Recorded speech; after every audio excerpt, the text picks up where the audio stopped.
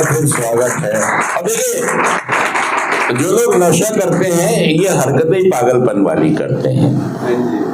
देखिए, आपको लगता होगा कि आप ब्रिलियंट समझदार हैं। आपको क्या लगता होगा? भाई साहब की रहने दो यार। आपको लगता होगा कि आप बड़े मतलब जिसके मम्मी पापा बीबी बच्चे ही खुश नहीं है उसको हम समझदार या चालाक या इंटेलिजेंट या जीनियस नहीं कह सकते यार, क्योंकि वो तो भैया स्थापित ही नहीं है सेल्फ में। और आज का हमारा थॉट यही कह रहा है कि एक हमसे बड़ी कोई शक्ति है जो हमें पुनः स्थापित कर सकती है। अगर मैं अपनी प्रोग्राम की जितनी भी बुक्स हैं उनमें जो लिखा है, जैसे हमारे धर्म की किताबें होती हैं वो कुछ कह रही होती हैं, ये कह रही होती है ये करो ये मत करो, ऐसे चलो ऐसे मत चलो, मतलब यही कुछ संदेश वो देती हैं हमको और हमें चलना चाहिए, करना चाहिए। तभी एक पर्सनालिटी डेवलप होती है, तभी एक सोच विकसित होती है। तभी जब सोच विकसित होती है, सोच अच्छी बनती है, सोच पॉजिटिव बनती है, तो कोई भी व्यक्ति स्वयं में स्थापित होता है, मतलब उसे क्या क्या करना चाहिए और क्या क्या नहीं करना। देखिए, क्या आप अपनी जिंदगी से खुश हैं? नहीं। इसका मतलब आप स्वयं से उजड़ गए, आप स्वयं में स्थापित नहीं है, क्योंकि आप भी अपने आप से खुश नहीं है। सत्यारण जुड़गारा में बताइए यार। मैं ये कह रहा हूँ कि मेरी मम्मी रात को कह रही थी बेटा ये बात कर ली और मैंने अपनी मम्मी की बात नहीं मानी, मुझे भी दुख लग रहा है, मुझे भी मेरी मम्मी कह रही थी बेटा नशा ना करिए, और कल मैंने अपनी मम्मी के सर पर हाथ रख के कसम खाई थी कि मम्मी तुम्हारी कसम अब कभी मैं नशा नहीं करूंगा, और मैंने फिर नशा कर दिया।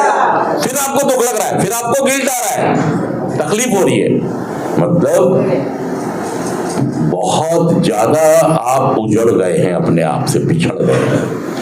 सबसे पहले तो रिश्ता आपका किससे खराब हुआ है? अपने आप से। आप भी पसंद नहीं अपने आप को, दूसरों की मत कहो। क्या आप अपने को पसंद हो? फिर दूसरों से क्यों लड़ते हो कि मुझे पसंद नहीं करते? तो भाई साहब तुम ही पसंद नहीं हो अपने आप को। इसका मतलब एक नशा करने वाला स्वयं से उजड़ता है सबसे पहले यार, और फिर कहां से उजड़ता है? फिर परिवार से उजड़ता है। परिवार में उसका जो रोल होना चाहिए, जो इज्जत होनी चाहिए, वो उसको मिलनी ना, वो उसको इज्जत मिलती है ना, वो लोगों की इज्जत, अपने माँ बाप बीबी बच्चों को। और तीसरा वो समाज से भी उजड़ जाता है, समाज में भी उसको इज्जत नहीं मिलती। हमने अपने गली के बाहर दुकान वाले से, पान वाले से, बीड़ी वाले से उधार कर लिया, कुछ दिन तो पैसे देते रहे और अचानक बंद, और जब उसने मांगे तो उससे लड़ना।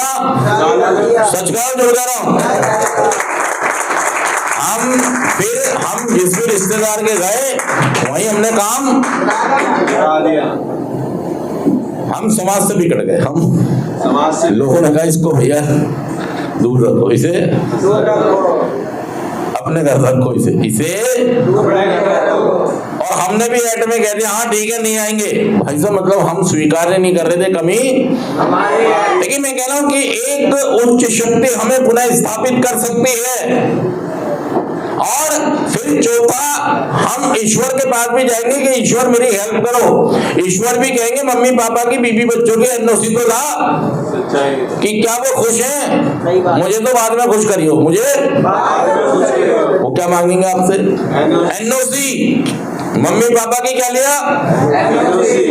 अगर वो खुश है तो मैं तेरी सारी ख्वाहिशें पूरी, तेरी सारी बातें मान लूंगा।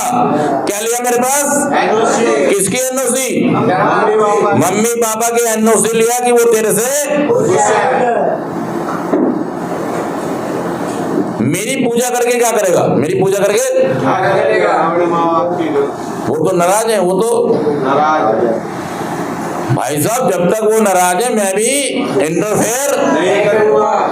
मैं तेरे साथ हूं, मैं तेरे साथ हूं। तू कुछ कर तो सही, एनओसी तो लिया। क्या कह रहे हैं? भगवान कह रहे हैं एनओसी लिया, मम्मी